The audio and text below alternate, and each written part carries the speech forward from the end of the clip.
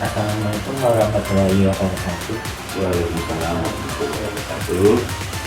Di sini saya mau wawancara mengenai komponen masakan kelas bahasa dan sastra. Saya menanyakan kurikulum ini memiliki sisi dan harapan kita membawa pembelajaran itu mungkin di sekolah ini programnya sangat tidak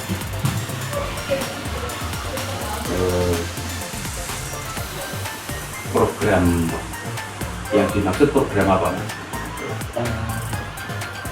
pengembangan pembelajaran. Ya. Bagaimana? Oh, Iya. apa perlu diketahui bahwa kurikulum itu adalah seperangkat rencana dan pengaturan mengenai tujuan, isi, dan bahan pelajaran serta cara yang digunakan sebagai pedoman penyelenggaraan kegiatan belajar. Tujuannya untuk mencapai tujuan tertentu, tujuan pendidikan. Jadi di sekolah pelaksanaan pembelajaran selalu berdasarkan pada kurikulum yang ada. Jadi memang kurikulum itu dasar, ya, atau yang berisi seperangkat rencana pengaturan mengenai segala sesuatu tadi, tujuannya untuk mencapai tujuan pendidikan. Jadi setiap sekolah memiliki yang namanya kurikulum. Sekolah ini apa saja kurikulumnya bilang tadi?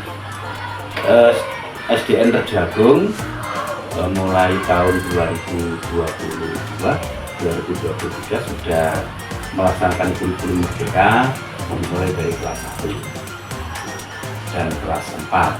Kemudian tahun pelajaran sekarang 2023-2024 ini sudah kelas 1, kelas 2, kelas 4 dan kelas 5. Jadi tinggal kelas 3 dan 6 yang tahun depan nanti untuk melaksanakan kurikulum merdeka.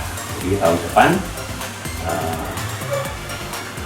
insya Allah sudah semua kelas melaksanakan kurikulum merdeka. Apakah SDN ini sudah memiliki permasalahan yang memungkinkan untuk bicara salah satu dengan yang lain dalam program kurikulum ini?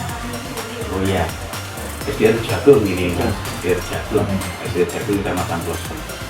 SDN Terjagung ini dalam pelaksanaan kurikulum yang kemudian nanti tentunya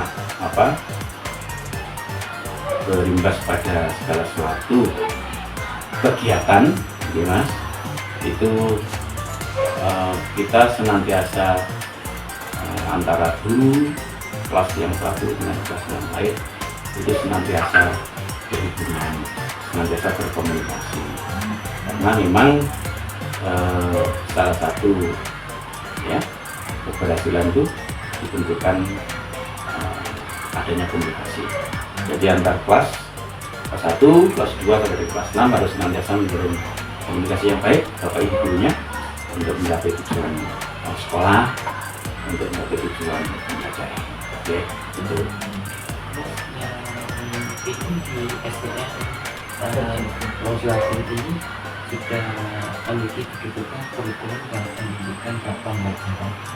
Itu sudah ada tidak? Ya, dimaksud bagaimana? Di Kedudukan kurikulum dan kedudukan. Oh ya, kurikulum seperti yang saya sampaikan tadi bahwa termasuk di SDN Terjagung, SD kita ini bahwa kurikulum memang ya kita miliki dan kita jadikan dasar dalam melaksanakan ya kegiatan untuk mencapai tujuan. Jadi memang dalam hal ini kurikulum kita dudukan sebagai sesuatu yang sangat penting di SD kita, di SD Jagung, dalam rangka untuk pelaksanaan kegiatan belajar untuk mencapai tujuan pendidikan. Jadi kita dudukan sebagai sesuatu yang sangat penting, sangat vital. Tanpa kurikulum kita tidak bisa melaksanakan kegiatan pembelajaran. Yang belum saya ketahui di SD yang dilakukan ini, apakah sering dihadapi oleh guru yang terkait dengan menggunakan variasi dalam pembelajaran? Oh ya, alhamdulillah guru-guru di SD Jagung juga sudah melaksanakan pembelajaran yang bervariasi. Sudah, apalagi guru-guru kita yang sekarang ini masih relatif muda mas usianya, jadi mampu mengikuti perkembangan ya dalam hal pendidikan, termasuk misalnya ada hal baru terkait dengan metode pembelajaran yang baru, kemudian media-media yang perlu misalnya diperbarui, media-media yang menarik atau hal-hal lain yang terkait dengan pembelajaran ya, kita sudah mengikuti dan alhamdulillah guru-guru kita sudah mampu mengikuti. Jadi kita sudah menerapkan hal itu terkait dengan pembelajaran yang menarik. Bagaimana? Alhamdulillah guru-guru kita sudah mengikuti semua itu, mampu mengikuti semua itu. Karena apa? Sekarang banyak belajar ya, apalagi di media ya, itu disiapkan misalnya terkait dengan bagaimana ya dalam hal metode yang baik, bagaimana dalam menciptakan suasana sekolah yang suasana kelas yang menarik, itu ada, bisa dipelajari semua di dalam platform Merdeka Belajar. Nah, itu ada di situ. Jadi guru-guru belajar di situ, di platform Merdeka Belajar, di platform Merdeka Mengajar, ya itu ada. Bahkan Bapak Ibu guru semuanya juga mengikuti kegiatan di situ. Nah, nanti akhirnya bisa mendapatkan sertifikat, digunakan untuk nanti kenaikan tingkat. Jadi itu memang pemerintah memfasilitasi di situ, dan guru-guru kami alhamdulillah mengikuti perkembangan itu. Bagaimana pandangan guru tentang Oh ya, peranan guru kita, mas, kalau di SD ini kan memang semua mata pelajaran diajarkan oleh guru kita. Nah, maka dari itu disebut dengan guru kelas. Berbeda dengan di SMP atau di SMA, itu kan sifatnya guru mata pelajaran. Ya, terkait dengan pembelajaran bahasa Indonesia, alhamdulillah guru-guru kita juga sudah melaksanakan pembelajaran bahasa Indonesia dengan baik pula. Ya, termasuk dalam hal ya yang saya tahu, dalam hal bagaimana untuk mengembangkan anak itu terampil menulis, ya bagaimana guru itu mengajarkan dengan ya anak membuat karangan ya dengan kemudian misalnya menulis yang lain ya, membuat puisi, ya itu sudah dilakukan, dan itu sejalan dengan kurikulum Merdeka yang sekarang. Jadi Bapak Ibu guru terkait dengan pembelajaran bahasa Indonesia sudah alhamdulillah menerapkan hal itu. Jadi sejalan dengan apa yang diinginkan oleh guru-guru Merdeka. Jadi anak-anak ya, jadi untuk senantiasa berpikir yang kritis, ya kreatif. Sudah dilaksanakan alhamdulillah. sudah mulai kapan prosesnya atau bagaimana? Sudah Mas, sudah dilaksanakan ya. Nah, nanti pada akhir semester dalam hal kurikulum merdeka itu akan dilaksanakan namanya itu P5, ya, penguatan profil pelajar Pancasila. Kegiatannya nanti karya-karya anak akan dipamerkan. Ya, ini nanti kita laksanakan pada awal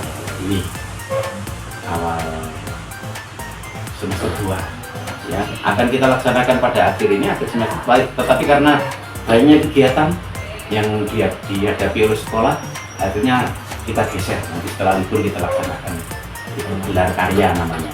Oh, tapi masih belum pelaksanaan teknik. Sudah, Oh, sudah. Nanti tinggal gelar karyanya.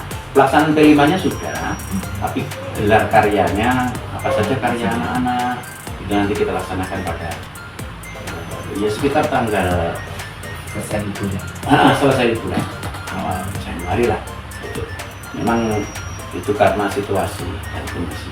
Ya, akhir-akhir ini sekolah kita banyak sekali aktivitasnya.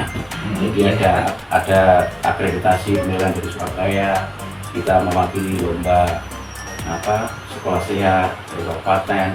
Kita kemarin juga mendatangkan narasumber dari Surabaya, kegiatan parenting terhadap wali murid.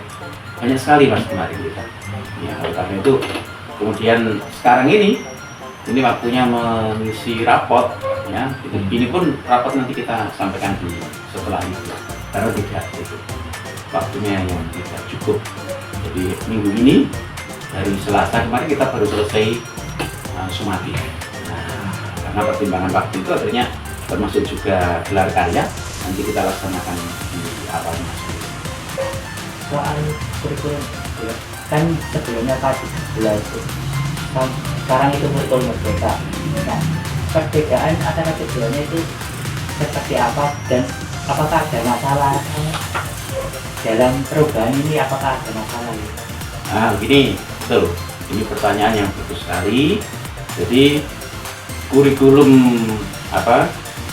merdeka dengan kurikulum 2013 itu memang ya ada perbedaan dalam hal terutama pada masalah materinya. Kalau kurikulum merdeka itu lebih fokus ke materi esensial ya, yang utama gitu ya. Itu kemudian ya, termasuk juga dalam hal pengembangan karakter. Di dalam kurikulum merdeka itu diberi waktu yang cukup untuk mengembangkan karakter dan kompetensi anak ya, itu. Kemudian seperti yang saya sampaikan tadi bahwa kurikulum merdeka itu kurikulum merdeka pada mengedepankan materi esensial ya. Kemudian kurikulum merdeka itu mengembangkan karakter. Kemudian yang lebih utama kurikulum merdeka itu mengembangkan potensi anak. Potensi anak artinya anak dikembangkan, diusahakan berkembang sesuai dengan potensinya masing-masing. Misalnya yang kemampuannya dalam misalnya dalam bidang bahasa, dikembangkan dalam bidang bahasa, dan misalnya dalam bidang keolahragaan, dalam bidang olahraga. Jadi anak itu kan memiliki potensi yang berbeda-beda. Yaitu kurikulum merdeka itu memberikan ruang yang sangat luas untuk mengembangkan kemampuan anak sesuai dengan potensinya masing-masing. Itu jadi kurikulum merdeka ya. Itu. Kemudian kalau kurikulum 2013 ya, di dalam kurikulum ya 2013 itu ya lebih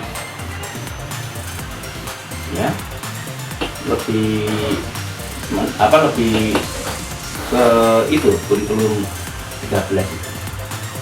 Apakah hubungan ini pada sehingga absensi yang berkaitan dengan pendidikan bahasa dan pengajaran bahasa Indonesia pada kurikulum itu. Maksudnya bagaimana pertanyaannya? Pendekatannya yang berhubungan yang mengacu pada sejumlah absensi berkaitan dengan pendidikan bahasa atau pengajaran bahasa. Pendekatannya di pendidikan kurikulum saya terkait dari saya sekarang itu bagaimana? Pembelajaran bahasa Indonesia atau pendekatan bahasa Indonesia dalam kurikulum merdeka, ya, adalah diantaranya yaitu pendekatan antara pedagogi genre, ya, yaitu memiliki 4 tahapan, yaitu berdasarkan untuk membangun konteks, kemudian pemodelan, pembimbingan, dan pemandirian. Ya. Ini pendekatan yang ada di dalam pembelajaran bahasa Indonesia di dalam kurikulum merdeka. Jadi belajar, berpikir, ya, kemudian berfilsafat dan mencari pengetahuan. Ini kan apa hubungan kurikulum dan pembelajaran? Apa sekolah menyusun kurikulum setiap tahun? Bagaimana pengimplementasian pembelajaran siswa pada kurikulum merdeka? Itu yang kemarin. Ya, sekitar kurikulum. Ya. Nah, apa kalau perlu data, memerlukan data yang di sini, tidak apa-apa di kurikulumnya. Nah, kalau terkait dengan bahasa itu mas, dalam kurikulum merdeka, itu fasenya itu terbagi menjadi 4.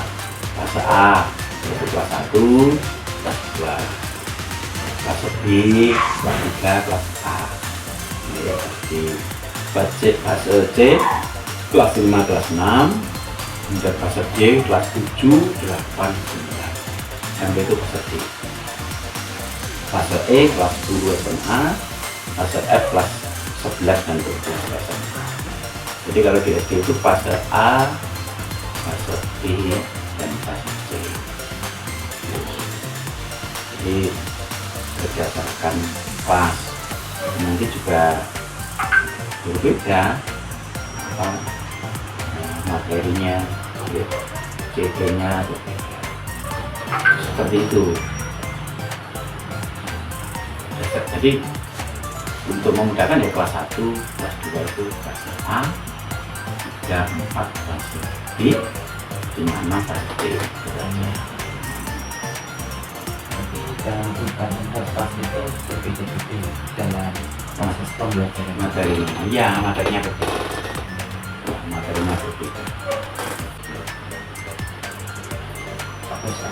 Terkait dengan tadi apa ada permasalahan dalam penerapan kurikulum merdeka? Ya, secara umum tidak ada. Namun tidak ada permasalahan dalam pelaksanaan kurikulum merdeka. Ya. Biarpun memang dalam pelaksanaan awal ini masih banyak kendala. Kenapa? Informasi terkait dengan segala sesuatu yang terkait dengan kurikulum merdeka itu belum sepenuhnya diterima oleh Bapak Ibu. Jadi itu permasalahannya. Jadi informasi misalnya melalui pelatihan, melalui fintech itu belum seluruhnya bisa menyentuh Bapak Ibu guru atau belum bisa menyentuh Bapak Ibu secara keseluruhan. Karena pelaksanaannya kan tetap 1, 4 itu ya, tahun berikutnya 2, 5, terus tahun berikutnya 3, 6. Jadi selama 3 tahun kemudian 1 sampai 6 melaksanakan kurikulum. Dan yang namanya awal itu yang sering terjadi kan informasi tidak penuh mas. Bagaimana sih kurikulum merdeka itu, sehingga kemudian pemerintah juga belum bisa memberikan pelatihan secara menyeluruh pada Bapak Ibu guru, ya. Akhirnya Bapak Ibu guru juga mencari informasi sendiri lewat Merdeka Mengajar, ya, melalui platform Merdeka Mengajar kan ada di situ materi-materi modul ajar, bagaimana praktek baik dengan pembelajaran itu ada di situ. Itu kan kumpulan dari praktek baik yang ditampung di situ. Jadi Bapak Ibu guru salah satunya belajarnya dari situ, daripada selain ikut bimbingan tadi terkait kurikulum merdeka. Jadi kendalanya di situ. Tetapi yang namanya apa, kurikulum sudah diterapkan, kita yang di sekolah harus melaksanakan, ya harus menyesuaikan ya dengan berbagai apa kekurangannya. Jadi memang cenderung apa, terkesan mendadak pelaksanaan kurikulum merdeka itu kemarin terkesan kurang persiapan. Berbeda dengan kurikulum 2013 dulu. Kurikulum 2013 dulu itu Bapak Ibu guru itu dilatih secara keseluruhan, bertahap gitu, secara keseluruhan, sehingga lebih matang ya. Mungkin itu juga terkait dengan persiapan dari kurikulum itu sendiri ya. Tapi kurikulum merdeka ini ada kesan kurang persiapan, tidak mendadak. Jadi Bapak Ibu guru disuruh belajar sendiri salah satunya ya. Tapi ya kita harus tetap melaksanakan yang namanya perubahan, ya harus kita ikuti. Oke. Yang kurikulum merdeka itu masih belum ada pelatihannya atau sudah ada pelatihannya, tetapi belum bisa menyentuh Bapak Ibu guru secara keseluruhan gitu loh.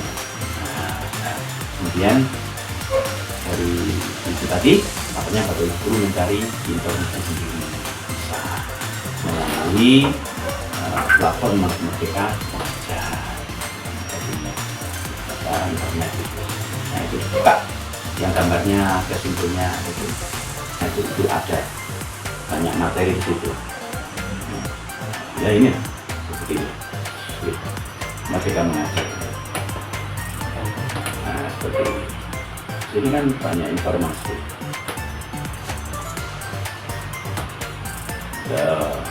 Kurikulum merdeka, ini pengembangan diri, mengajar inspirasi. Jadi banyak sekali yang bisa dilihat di sini.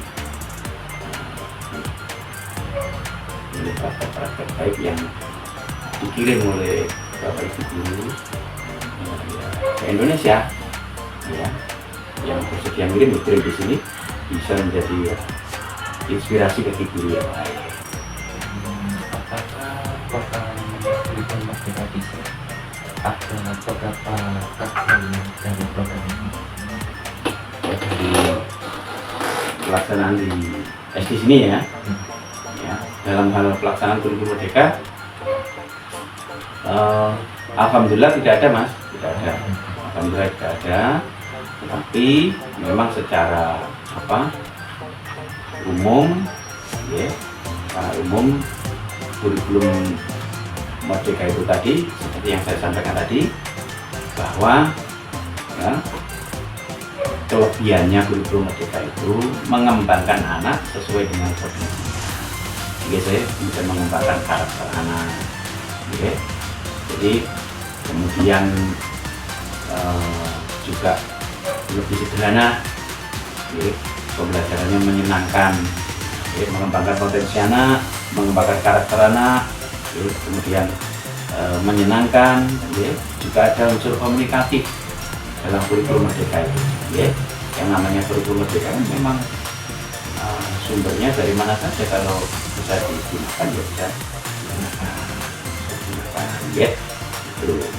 Jadi termasuk juga dalam hal ini untuk mengembangkan karakter tadi, itu profil pelajar Pancasila. Okay. Nah, kekurangan kurikulum itu tadi, ini secara umum, secara nasional ya, yang juga kita rasakan. Itu tadi yang seperti saya katakan tadi, memang cenderung atau bisa dikatakan kurang persiapannya kurang matang, gitu, pelaksanaan kurikulum ini. Okay. Jadi itu, okay. Sehingga Bapak Ibu guru, okay, mencari informasi sendiri, ya, karena pelatihan yang dilaksanakan oleh pemerintah belum menjangkau semuanya, hanya mencari informasi sendiri melalui tadi platform Merdeka Mengajar, melalui webinar, biasanya itu kan ada pelatihan-pelatihan melalui webinar itu yang terkait dengan guru dan sebagainya. Bapak Ibu guru mengambil atau mengikuti hal pelatihan dengan cara seperti itu. Jadi itu kekurangannya, oke? Salah satu. Jadi memang terkesan persiapannya yang kurang. Tapi yang terlibatnya yang pertama adalah kekerasannya itu keterlambatan pelaksananya aja. Ya kurang matang persiapannya. Akhirnya ada kesan tuh kayak paksakan segera dilaksanakan begitu. Seperti itu. Ya. Tapi kemampuan kebaikannya, keunggulannya ya memang fokus pada materi yang esensial untuk mengembangkan kompetensi siswa, mengembangkan karakternya, kemudian anak itu dicari potensinya apa, dikembangkan sesuai dengan potensinya. Itu loh kebaikan kurikulum kita. Ya. Bagaimana agar kurikulum yang saat ini bisa tepat sasaran Bisa bagi berjalan, murid bisa berjalan masa dengan baik. Ya, bagaimana pelaksanaan kurikulum yang terkesan kurang persiapan bisa berjalan dengan baik. Tadi sudah disampaikan bahwa memang karena kurangnya persiapan, ya, Bapak Ibu guru menyikapi dengan cara mencari sumber secara mandiri melalui webinar, ya, kemudian melalui platform Merdeka Mengajar. Bapak Ibu guru mencari informasi-informasi sendiri terkait dengan pelaksanaan kurikulum Merdeka di sekolah, termasuk bagaimana di dalam kelas. Jadi cara menyikapinya agar kurikulum itu bisa berhasil dengan baik, bisa dilaksanakan dengan baik, yaitu Bapak Ibu guru mencari informasi sendiri secara mandiri melalui platform Merdeka Mengajar, melalui webinar-webinar yang ada. Itu. Yang lain? bagaimana evaluasinya itu sesuai yang diharapkan. Bagaimana evaluasi yang dilaksanakan terkait dengan pelaksanaan kurikulum agar hasilnya sesuai yang diharapkan. Ya, otomatis yang kita laksanakan adalah dengan cara melakukan observasi, pengamatan yang dilakukan oleh Bapak Ibu di kelas atau ketika bersama anak-anak atau ketika melaksanakan pembelajaran. Kita evaluasi secara periodik. Jadi oleh karena itu di sekolah itu ada yang namanya supervisi oleh Bapak Kepala Sekolah. Itu kita menilai Bapak Ibu ketika melaksanakan pembelajaran. Ya, ketika Bapak Ibu mengajar di kelas, bagaimana tentang materi yang disampaikan, bagaimana perangkat yang disiapkan, bagaimana pelaksanaan kegiatan belajar mengajarnya.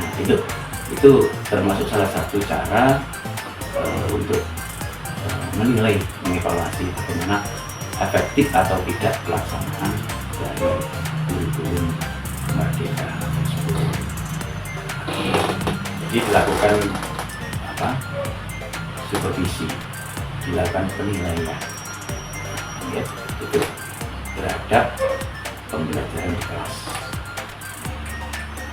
Gimana sih pelaksanaan kurikulum ini, sudah efektif atau belum? Bisa terlihat dari situ. Ya, karena salah satu keberhasilan sebuah pembelajaran yang dilakukan oleh Bapak Ibu guru, ya, itu dengan bagaimana suasana kelas itu hidup, kemudian bagaimana Bapak Ibu guru menyajikan pembelajaran yang menyenangkan dan bermakna bagi anak-anak. Nah, ya, tentunya dasarnya dari kurikulum tadi. Nah, termasuk juga untuk mengetahui, menilai bagaimana pasangan itu. Oke, jadi bagaimana untuk itu, untuk kelas itu? Ya dengan cara melihat atau menilai itu melalui supervisi. Oke, supervisi. Jadi nanti kalau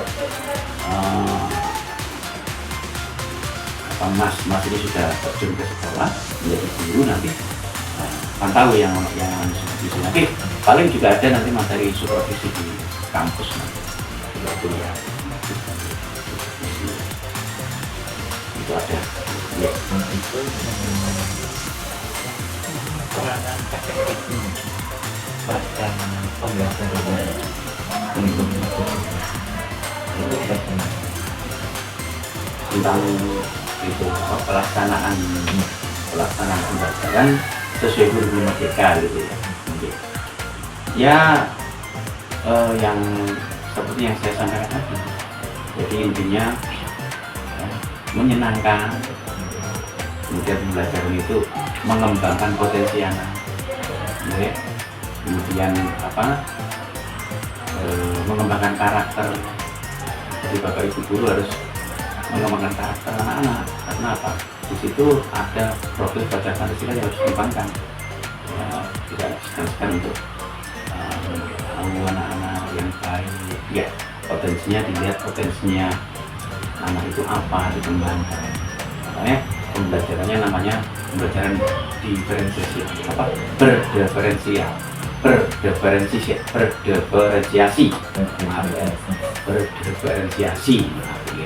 Itu adalah pembelajaran yang apa? Yang mengembangkan semua kemampuan anak-anak. Yang merangkul semua kemampuan anak-anak. Tadi yang saya sampaikan, kemampuan dalam bahasa, artinya kembangkan.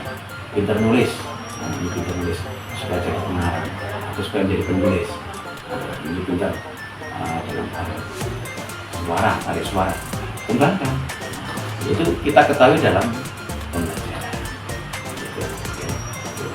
Memang kesannya sepertinya sulit, rumit gitu pembelajarannya, tapi tidak sebenarnya kita, karena nanti bisa dikembangkan melalui intrakurikuler.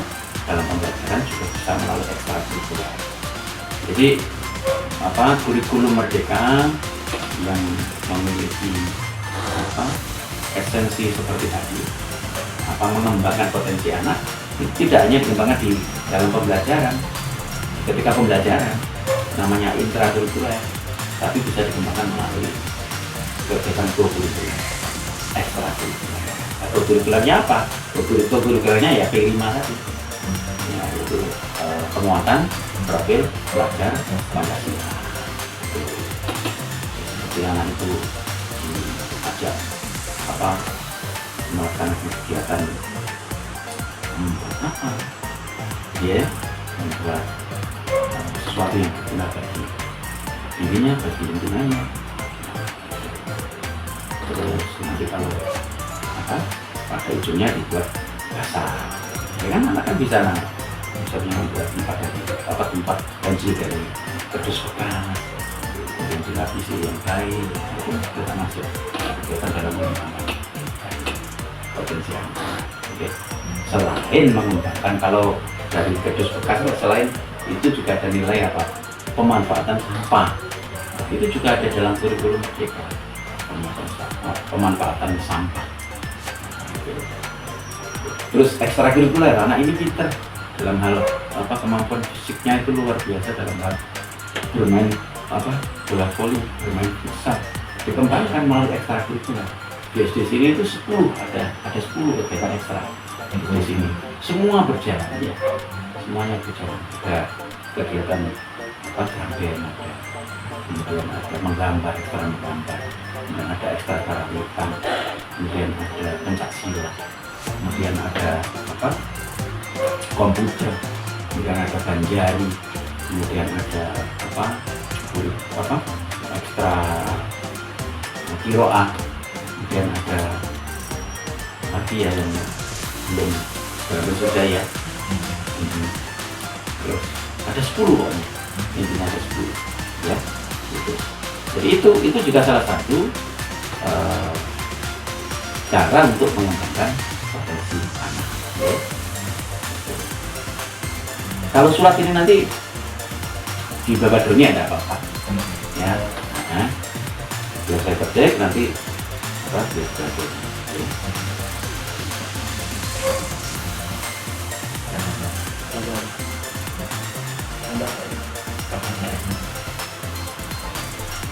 Apa di sekolah ini karena ada masalah tentang kurikulum misalnya saya nggak setuju atau apa? Terima kasih. Secara umum di sekolah ini ya tidak ada bapak ibu guru yang tidak setuju ya. Semuanya karena ini kebijakan pemerintah tentunya harus kita laksanakan. Jadi semuanya ya ikut mendukung pelaksanaan kurikulum. Model pembelajaran kurikulum merdeka itu bagaimana? Apakah benar lebih baik? Karena ada yang saya dengar itu kayak katanya K13 lebih baik dari kurikulum merdeka. Nah ya, makanya itu memang sebuah program kurikulum itu kan juga termasuk dibuat dan diprogramkan oleh manusia, oleh petinggi yang di Jakarta. Nah, biasanya pelaksanaannya itu setiap 10 tahun pergantiannya, kurikulum 2013, 2023 kemudian menerapkan kurikulum. Nah, oleh karena itu memang tadi sudah saya sampaikan ada plus minusnya setiap kurikulum itu.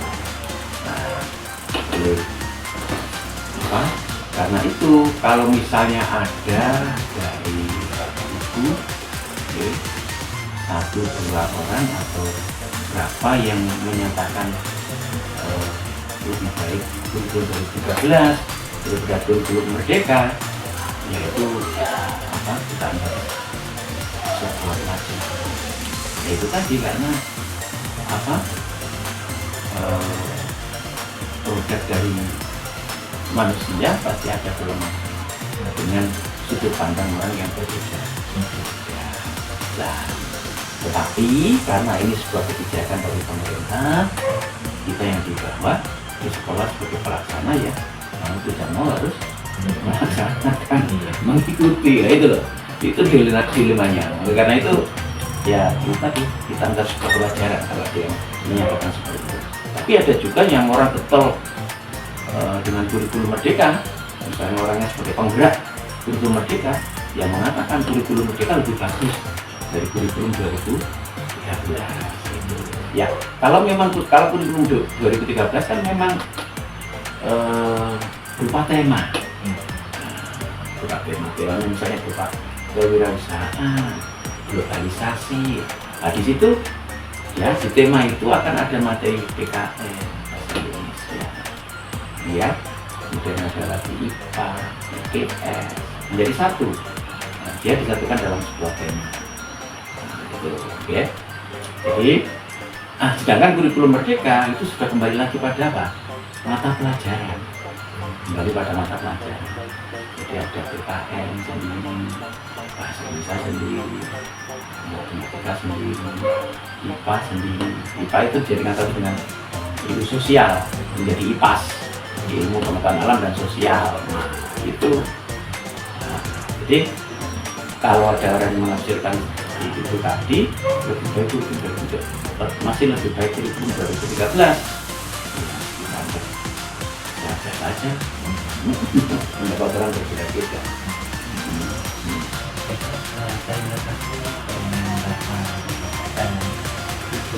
Pak Susino. statusnya agar tidak menangani uang pada kami. Iya. Memaafkan apa pada kata-kata yang kurang perkenan kenyataan dunia. Iya. Walaupun kita bisa menggali orang yang kurang berkenan, Iya. walaupun tidak sengaja Iya. Ya, terima kasih Mas Ari, terima kasih Mas Doni yang sudah hadir di sini. Ya mohon maaf kalau saya menjelaskan kurang kiranya memenuhi keinginan mas-mas, saya juga mohon maaf ya karena ini tadi